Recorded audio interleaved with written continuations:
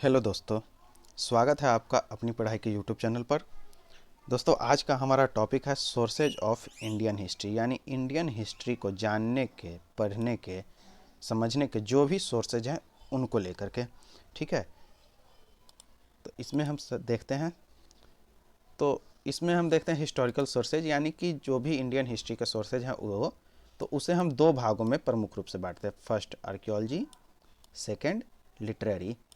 यानी archaeological facts जो भी हमें मिलते हैं, एंटिक्विटीज जो हमें एक्सकवेशन से प्राप्त होती है या सर्वेक्षण से प्राप्त होती है, और उसे इसके अंतर्गत रखा जाता है, आर्कियोलॉजिकल एविडेंस के अंतर्गत। लिटरेरी जो लिखित साक्ष्य हैं, जो पढ़े भी गए हैं ना भी पढ़े गए हैं, वो सब लिटरेरी के अंतर्गत रखे जाते हैं।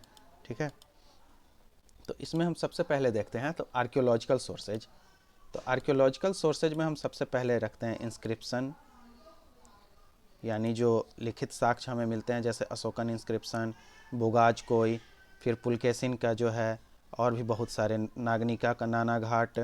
फिर क्वाइंस, जैसे punch mark coin, foreign coins, Indian coins. Monuments, यानी कि जो भी राजप्रसाद बने थे, विश्वविद्यालय यानी नालंदा विश्वविद्यालय को एग्जाम्पल में रख सकते हैं। पटना में जो भी राजप्रसाद मिला सम्राट अशोक का, चंद्रगुप्त का जो राजमहल मिला, उन सबको हम इसी के अंतर्गत रखते हैं, मॉन्यूमेंट्स के अंतर्गत। फिर आर्ट के अंतर्गत, यानी वह मूर्तियाँ, पेंटिंग्स, यानी केव आर्ट, स्टैचू। फिर छोटे छोटे खिलौने, इट्स मतलब काफ़ी सारी चीज़ों को इसमें भी हम रखते हैं। उसके बाद हम देखते हैं पैलियोलिथिक एज में जो भी थे, पैलियोलिथिक एज क्या, स्टोन एज में जो भी टूल्स थे, उन सबको हम स्टोन एज टूल्स, यानी कि वो भी हमारे एक सोर्स के रूप में, आर्कियोलॉजिकल एविडेंस के रूप में सामने आती हैं, जो हमें स्टडी करने के लिए काफ़ी हेल्पफुल साबित होती है। ठीक है, तो हम देखते हैं इंस्क्रिप्शन में। तो देखिए, सबसे पहले अगर हम इंस्क्रिप्शन को देखते हैं तो इंस्क्रिप्शन से हमें क्या क्या जानकारी मिल सकती है। फर्स्ट ऑफ ऑल, उसकी स्क्रिप्ट और लैंग्वेज, कौन सी स्क्रिप्ट है, किस लैंग्वेज में है। जैसे अशोक का जो भी था स्क्रिप्ट, ब्राह्मी, खरोष्टी, अरमाइक, यूनानी। ठीक है, और लैंग्वेज प्राकृत। उसके अलावा संस्कृत लैंग्वेज के भी इंस्क्रिप्शन प्राप्त होते हैं। ठीक है, मिडाइवल पीरियड में अरेबिक वगैरह भी मिलते हैं, जो बिहार में भी काफ़ी सारे जगहों से प्राप्त होती हैं। उसके अलावा हमें रिलीजन का पता चलता है, यानी इंस्क्रिप्शन जो भी लिखवाई जाती है उससे हमें धार्मिक बातें भी पता चलती है। जैसे अशोक के कुछ इंस्क्रिप्शन से पता चलता है कि उसने बौद्ध धर्म को अपनाया था, साथ ही साथ उसने जो बराबर में केव बनवाया था, वहाँ के अभिलेख से पता चलता है कि उसने आजीवकों को दान दिया था यह केव को। ठीक है, तो रिलीजन का भी पता चलता है। उसके अलावा उसमें राइटर कौन है, तो कुछ जगहों पर राइटर के नाम पता चलते हैं, और कुछ जगहों की स्टडी करके हमें राइटर का नाम पड़ता है, मतलब राइटर का नाम पता चलता है। उसके अलावा किंग, यानी किस राजा के द्वारा उसे उत्कीर्ण करवाया गया, उस राजा के बारे में पता चलेगा, तो उस डायनेस्टी के बारे में पता चलेगी, और उस डायनेस्टी के बारे में पता चलेगा, टाइम पीरियड भी मालूम चलेगी। उसके साथ ही साथ पॉलिटिकल कंडीशंस क्या थे। ठीक है, पॉलिटिकल कंडीशंस क्या थे, जैसे पुलकेशिन के अभिलेख से पता चलता है कि उसकी युद्ध हुई थी राजा, मतलब मंगलेश, जो मंगलेश उसका चाचा था, तो उस समय की राजनीतिक कारण क्या थी कि वो अपने चाचा से ही भिड़ गया। तो इन सब चीज़ों का भी हमें पता चलता है। ठीक है, उसके बाद हम देखते हैं इसमें, तो हम देखते हैं क्या, क्वाइंस को। ठीक है, तो क्वाइंस से हमें क्या क्या पता चलते हैं, तो क्वाइंस में भी हम स्क्रिप्ट लैंग्वेज, हालांकि पंच मार्क जो क्वाइन होते थे, ये देखिए, ये जो पंच मार्क क्वाइंस हैं, इन पर सिर्फ और सिर्फ चित्र होती थी, मतलब इसे पंच करके बनाया जाता था। ठीक है, ठप्पा विधि के द्वारा, इस वजह से इस पर कोई लिखित साक्ष्य नहीं मिलते हैं। लेकिन बाद में जो भी इंस्क्रिप्शन है, जैसे हम देख लें गुप्ता क्वाइंस, सातवाहन क्वाइंस जो भी थे, या ये गुप्त क्वाइंस हैं। ठीक है, गोल्ड क्वाइंस हैं ये गुप्ता के, सातवाहन क्वाइंस, इन सब से हमें पता चलता है कि नहीं, उस पर लैंग्वेज का प्रयोग किया गया है, स्क्रिप्ट भी प्रयोग की गई है। उसके अलावा मेटल, यानी किस मेटल के बने हुए हैं। जैसे गुप्त काल के जो सिक्के थे वो चांदी और सोने के बनते थे। ठीक है, लेकिन साथ ही साथ इसमें यह भी पता चलता है क्या ना, कि गुप्त काल के जो सोने के सिक्के थे वो सबसे ज़्यादा बने, लेकिन शुद्ध रूप से नहीं थे। शुद्ध रूप से कौन बनवाते थे सोने के सिक्के, तो कुशाना। ठीक है, उसके बाद क्या है, इसमें किंग के बारे में पता चलता है। उसके अलावा कुछ सिक्कों से हमें उनके रिलीजन के बारे में पता चलता है। फॉर एग्जांपल, अगर किसी सिक्के पर किसी स्पेशल गॉड को दिखाया जा रहा है, यानी कि मतलब कनिष्क के जो सिक्के मिलते हैं, कुशाना टाइम के जो भी सिक्के मिलते हैं, उसमें कुछ सिक्कों पर शिव और नंदी को दर्शाया गया है, कुछ पर कहा जाता है कि महात्मा बुद्ध है, जिसके बारे में बोडो शब्द आता है। तो इससे हमें रिलीजन का भी पता चलता है, किंग का पता चलता है, टाइम पीरियड, उस समय की पॉलिटिकल कंडीशंस क्या थी, वो चीज़ भी पता चल जाती है, और साथ ही साथ बाउंड्री भी पता चलती है। मतलब हर एक राजा जो अपने अपने एरिया पर राज कर रहा है वो अपने अपने सिक्के चलवा रहा है। तो अपने अपने सिक्के चलवा रहा है तो उसके अनुसार अगर हमें सिक्के जहाँ मिलते हैं तो उस हिसाब से हम कहते हैं क्या कि नहीं, राजा का हो सकता है बाउंड्री लेवल यहीं तक हो रहा हो, और एक दो नहीं, काफ़ी हद तक सिक्के जब मिलती है तब हम डिसाइड करते हैं, क्योंकि एक दो मिलना कोई बड़ी बात नहीं होती है। एक दो मिल जाने का मतलब हो सकता है किसी प्रकार वो वहाँ चला गया हो, व्यापारियों वर्ग के द्वारा या डकैतों के द्वारा, चोरों के द्वारा, या किसी भी तरह से। लेकिन अगर ज़्यादा मिलती है तब हम बाउंड्री लेवल का निर्धारित कर सकते हैं, ठीक है, कि हाँ यहाँ तक इस राजा का शासन था। उसके बाद हम देखते हैं मॉन्यूमेंट्स। तो मॉन्यूमेंट्स में हम देखते हैं क्या, तो स्ट्रक्चर हमें पता चलती है कि किस स्ट्रक्चर पर, और स्ट्रक्चर के आधार पर हम डायनेस्टी को भी डिवाइड कर देते हैं कि नहीं, इस डायनेस्टी ने ऐसे ऐसे स्ट्रक्चर को बनवाया था, इस स्ट्रक्चर का प्रयोग किया था। उसके अलावे हम मटेरियल्स भी देख सकते हैं कि लाल बलुआ पत्थर का बना हुआ है, ग्रेनाइट का बना हुआ है, या किस चीज़ का बना हुआ है। उससे हमें फिर डायनेस्टी और किंग का पता चल जाता है। साथ ही साथ हमें टाइम पीरियड भी पता चल जाती है, ठीक है, हमें टाइम का भी अच्छे से ज्ञान हो जाता है कि हाँ ये किस टाइम पीरियड में बना होगा। पॉलिटिकल कंडीशंस भी उससे मालूम चल सकते हैं, ठीक है। उसके बाद हम देखते हैं आर्ट। तो आर्ट में हम केव आर्ट, स्टैचू, इन सब को रख सकते हैं। तो केव आर्ट में हम देखते हैं क्या, भारत में भीमबेटका, अजंता, और फिर हम देखते हैं कि स्टैचू आर्ट में तो ये यक्षिणी की मूर्ति है जो मौर्यन पीरियड में कहा जाता है कि ये लोक कला का प्रतिनिधित्व करती है। इस पर काफ़ी खूबसूरत चमकदार पॉलिश की गई है, ठीक है। और ये चमर वाहिनी, ये जो हाथ में है इसे चमर वाहिनी यक्षिणी कहा जाता है। और इसके बदन को देखने पर लगता है कि ये नग्न प्रतिमा है, पर ऐसा नहीं है। इस पर अगर सही तरीके से इसकी स्टडी जब की गई तो पता चला कि इसने एक ट्रांसपेरेंट टाइप की साड़ी पहनी हुई है, ठीक है, ओढ़ी हुई है। यह दीदारगंज से प्राप्त हुई थी। तो इस समय जो भी मतलब आर्ट का अगर हम स्टडी करते हैं तो आर्ट से हमें पता चलता है मटेरियल कौन कौन से प्रयोग किए गए होंगे, डायनेस्टी टाइम पीरियड, उसके अलावा स्ट्रक्चर, ठीक है। जैसे कुछ शासक जो सिर्फ और सिर्फ केव को मतलब बढ़ावा दे रहे थे, कुछ मंदिर बनवा रहे हैं। अब साउथ इंडिया में अगर हम जाते हैं तो वहाँ काफ़ी सारे मंदिर हमें देखने को मिलते हैं, रथ मिलते हैं, पल्लव काल के जो रथ वगैरह बनाए गए हैं, ठीक है। उसके बाद हम देखते हैं तो उस स्टोन एज टूल। तो स्टोन एज टूल में टाइम पीरियड और मटेरियल का हमें पता चलता है कि फ्लिंट का प्रयोग किया गया है, चकमक पत्थर का प्रयोग किया गया है, या हड्डी का प्रयोग करके बनाया गया है। तो इससे भी हमें काफ़ी सहायता मिलती है इतिहास को जानने, समझने और लिखने में, ठीक है। उसके बाद हम देखते हैं लिटरेरी। तो लिटरेरी सोर्सेज में हम दो भागों में बांटते हैं लिटरेरी को। पहला इंडिजिनस, सेकंड फॉरेन।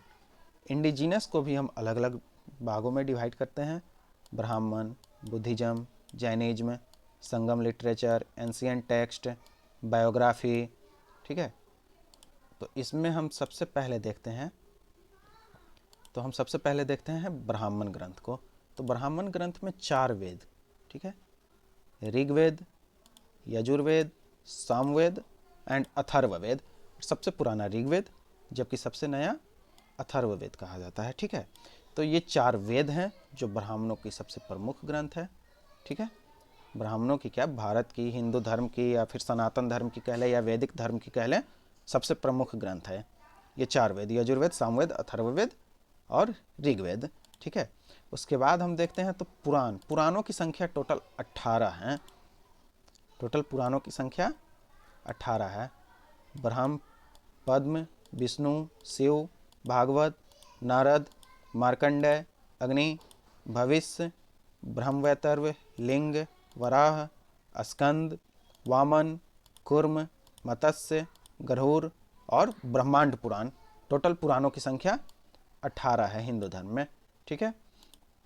उसके बाद हम देखते हैं पुराणों के बाद हम देखते हैं क्या, इपिक ग्रंथ, जो 2 महत्वपूर्ण, रामायण और महाभारत। और विश्व की सबसे बड़ी इपिक ग्रंथ जो है महाभारत है हमारा, ठीक है। रामायण वाल्मीकि के द्वारा रचा गया था और महाभारत जो है महर्षि वेदव्यास। रामायण जिसमें 4 भाई और माँ सीता हनुमान की कहानी और सुंदरकांड इसी का एक पार्ट है, ठीक है, जिसमें राम लक्ष्मण भरत शत्रुघ्न, माता सीता, रावण और हनुमान की कहानी है।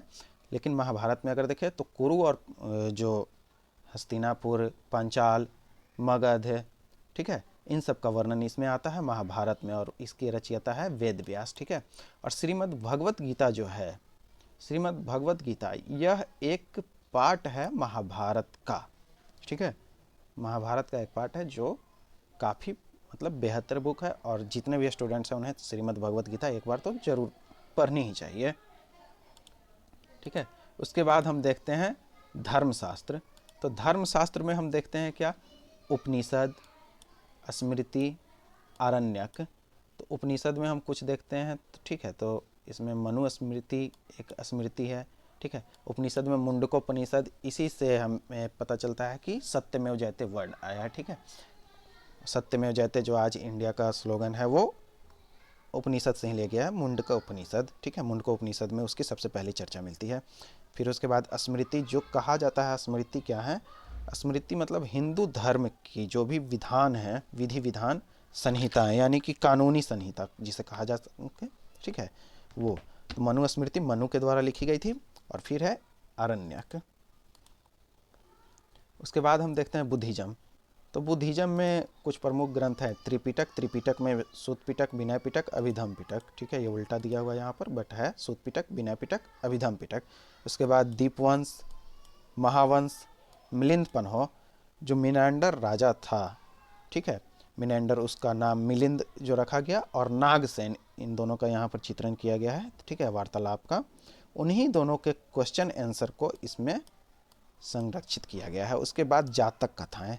जातक कथा क्या है, महात्मा बुद्ध को बुद्ध में जन्म लेने से, यानी सिद्धार्थ के रूप में जन्म लेने से पहले जितनी भी मतलब उनकी पुनर्जन्म की घटनाएं हैं, उन सब का वर्णन जातक में मिलता है हमें।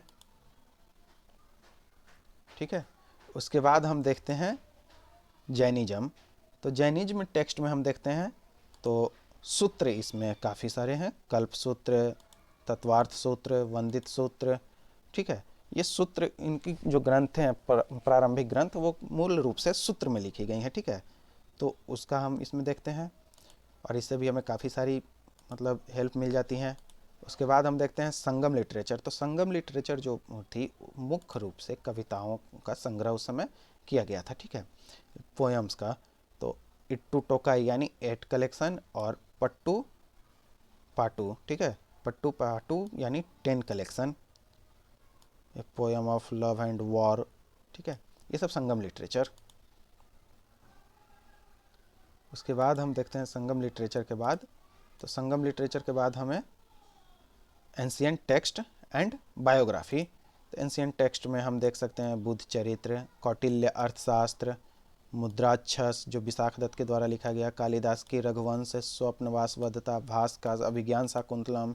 ठीक है, काफ़ी सारी किताबें हैं जो उस समय मतलब एंशिएंट टेक्स्ट के रूप में हमारे सामने मौजूद हैं, साथ ही साथ कुछ बायोग्राफीज भी। ठीक है, फिर हम देखते हैं फॉरेन टेक्स्ट। तो फॉरेन टेक्स्ट में हम अलग अलग इसे भी डिवाइड करते हैं। तो पहला ग्रीक, हेरोडोटस की हिस्टोरिका, एरिस्टोबुलस हिस्टोरिका। हेरोडोटस की हिस्टोरिका जो किताब है वो कहा जाता है कि इतिहास के ऊपर लिखी गई सबसे पहली किताब है, और history of father of history Herodotus को ही कहा जाता है, क्योंकि इन्होंने सबसे पहले हिस्ट्री से रिलेटेड किताब लिखी थी।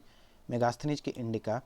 मेगास्थनीज की इंडिका जो है वो किताब अब मिलती नहीं है, हालांकि उस पर काफ़ी सारी टीकाएँ मतलब काफ़ी सारी बुक्स जो हेल्पिंग मटेरियल के रूप में हमें मिल जाती हैं, और उन सब की स्टडी करने से पता चलता है कि मौर्यन प्रशासन कैसा था। पोलीब्रोथा, इसमें पाटलिपुत्र को पोलीब्रोथा नाम से पुकारा गया है। ठीक है, और पोलीब्रोथा में कैसी शासन प्रणाली थी, इन सब का वर्णन मिलता है। स्ट्रैबो की जोग्राफिया। चाइनीज लिटरेचर में हम देखते हैं। ठीक है, ये सब जो है मूल रूप से इंडिया आए हुए थे, हालांकि कुछ नहीं, जैसे हेरोडोटस नहीं आए थे। मेगास्थनीज ये तो चंद्रगुप्त मौर्य के दरबार में ही रहते थे। ठीक है, हेलेना के साथ यह आया था। चाइनीज में फाहियान जिसकी किताब है फूको की, और ह्वेनसांग जिसकी किताब है सीयू की, फिर इति सिंह, ये तीनों इंडिया आए थे। उसके बाद तिब्बतन में तारानाथ, धर्मनाथ स्वामी, इन सब की किताबें हैं।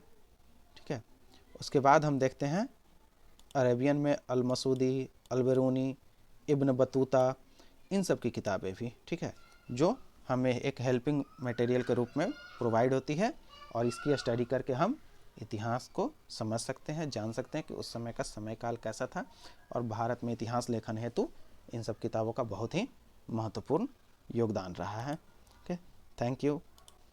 चैनल को सब्सक्राइब करें, लाइक करें और शेयर ज़रूर करें। Thank you.